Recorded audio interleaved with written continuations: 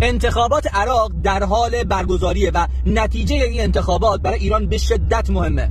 چرا میگیم عراق خیلی مهمه برای ایران؟ اونم تو این اوضاع احوال که شرایط کل دنیا داره به سمت تنش نظامی و عملا جنگ پیش میره و روزانه همه دارن تهدید میکنن، سلاح‌های اتمی رو دارن آزمایش میکنن و خیلی اتفاقات دیگه نشون میده که اوضاع خیلی جالب نیست. و اما توی عراق چه اتفاقی داره میفته؟ عراق دو تا طیف داره، طیف غربگرا و طیف شرقگرا، دقیقاً مثل ایران. و آمریکا داره تمام تلاشش رو میکنه که طیف غربگرا سر کار بیاد و بیاد به وسیله اون هشت شعبی رو خلع اصلاح بکنه، همون کاری رو که توی حزب الله لبنان و توی لبنان داره انجام میده و داره تلاش میکنه که این اتفاق بیفته.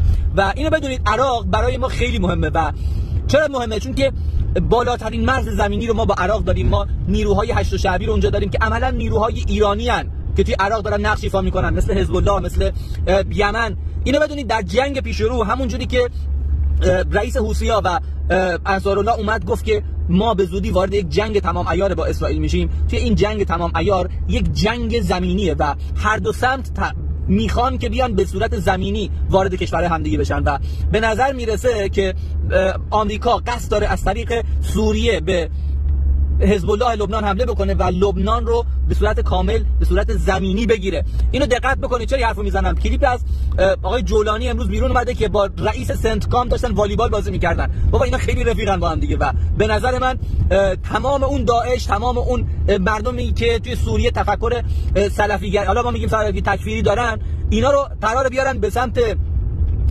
لبنان و بعدش به سمت عراق و بعدش ایران. بازیشون به نظر من این شکلیه و بازی ایران دقیقاً خلاف این مسیر رو میخواد طی بکنه. تایم ریلز هم تموم شد، بعداً راجع به عراق خیلی صحبت‌ها داریم.